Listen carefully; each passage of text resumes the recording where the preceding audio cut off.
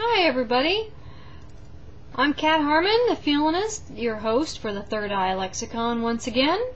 I'm just going to give a very brief synopsis on what we talked about tonight. It is August 29th, Sunday, and our show was at 11 p.m. Central, 12 p.m. Eastern, or 12 a.m. Eastern rather. Tonight the focus was on gypsies and a little bit of the gypsy culture, and my last synopsis ended up being like 25 minutes long, so I'm going to try to do this one a little quicker. Talked a little bit about the origin of gypsies, a little bit of their spiritual beliefs, and some history behind how they came to be what they are today. Everything from how they got their name to, we even talked about some different charms and talismans to use. If you're interested in a little bit of the gypsy spellcraft and gypsy magic. Sorry that, I'm not going to include that on this. You'll just have to kind of send me a message or something like that if you're interested in a little bit more of that. First off, how did gypsies come to be called gypsies? Because that's certainly not the name for that group of people. Typically speaking, we're talking of the Romani people whenever we call them gypsies.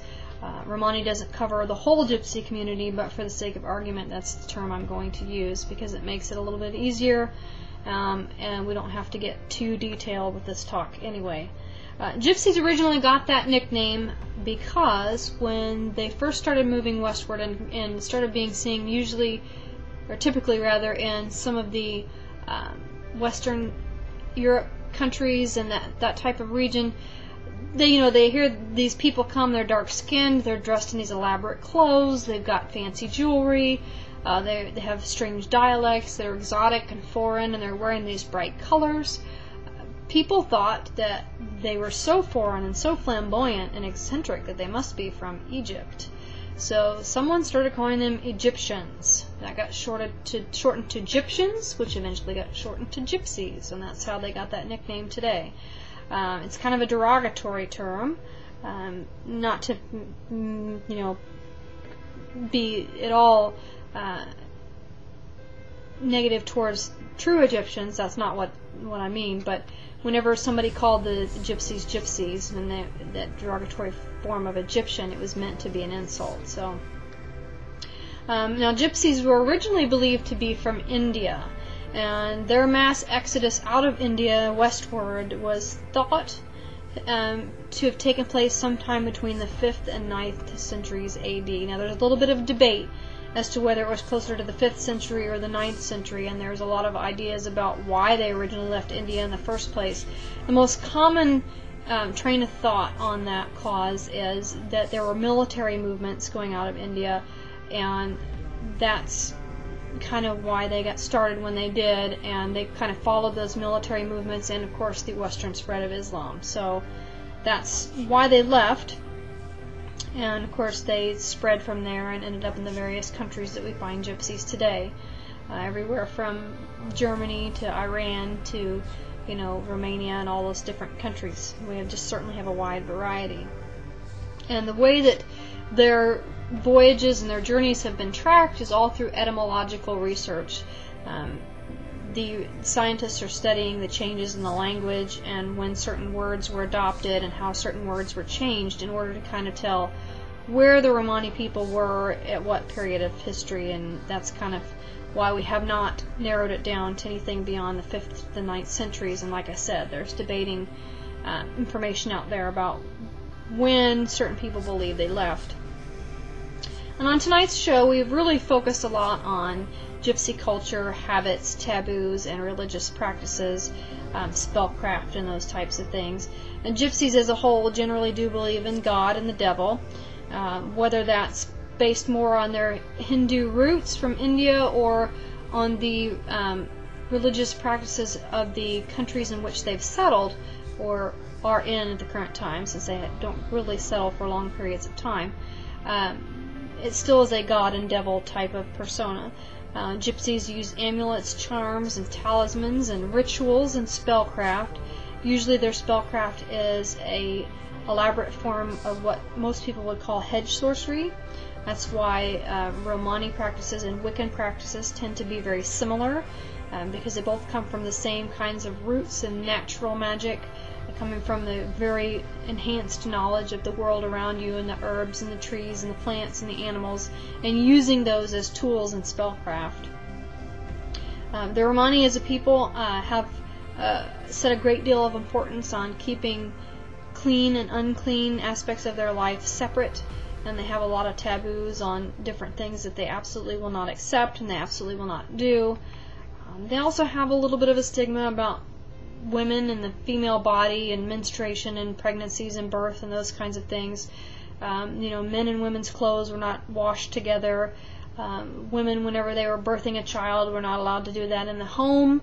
They actually went to a small tent outside the home. It's called a bender tent. It's the same place where someone would go to die if they were dying, because both the birth and the death were unclean acts that were not typically allowed to take place in the home, for fear that it might pollute the rest of the family or pollute the rest of the home. So they were just done separately. This is one of the reasons why a lot of gypsy tribes and families, the women wear long skirts, because anything below the waist was unclean, and some Romani actually believed that your long skirt could only touch your husband, no other man, just the hem of your skirt, not even your skin, just your skirt. So it's definitely, there are a lot of taboos associated with female reproductive issues and that whole aspect of the female gender. There's a large amount of folklore regarding the gypsy thief, the con artist, the trickster. It does have some root in truth. Gypsies didn't really like mingling with foreigners, and they really kept a very tight family-oriented community. And when dealing with outsiders, they would purposely be misleading or indirect in order to maintain a very tight form of secrecy. Because of this massive effort to remain a secret community and have this secret aspect in their life, it's pretty easy to see how the idea that anything a gypsy said was a lie came to be a very popular thought. One author, Isabella Fonseca, the author of Bury Me Standing, writes, "Gypsies lie.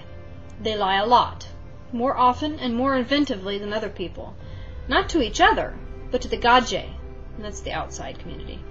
"Still, malice is not intended, and on the whole, lying is a cheerful affair. Embellishments are intended to give pleasure. People long to tell you what they imagine you want to hear. They want to amuse you, and they want to amuse themselves. They want to show you a good time.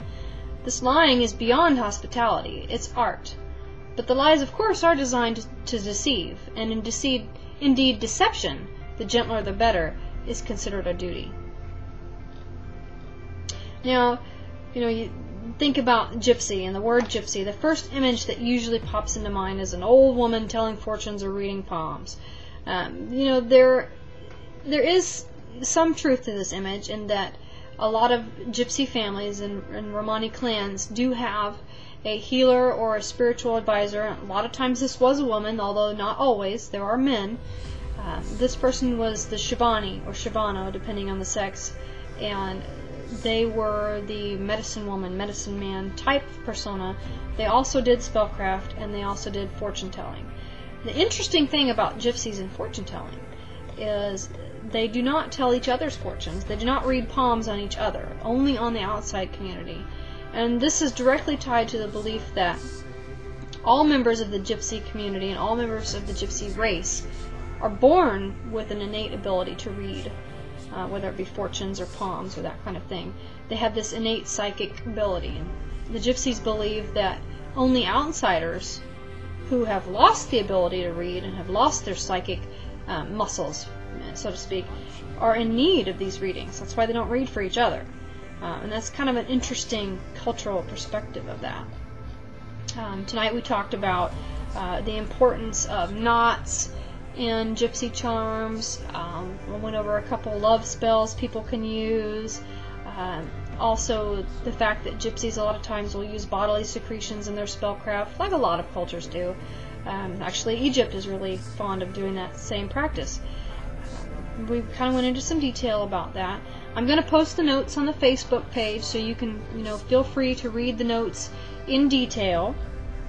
And I've got a lot of references there for other books and things that you can research if you're interested in the gypsy culture. it's a very fascinating group of people, and certainly they have a wide variety of habits and cultural tidbits that will whet your appetite to learn some more. So definitely take a chance to look at that. Some of the people in the chat room tonight on Live Paranormal stayed afterwards to talk with me about spiritual counseling and how to enhance your intuitive abilities. Had some really interesting discussions, and if you're interested in learning more about that, I do spiritual counseling. Feel free to email me.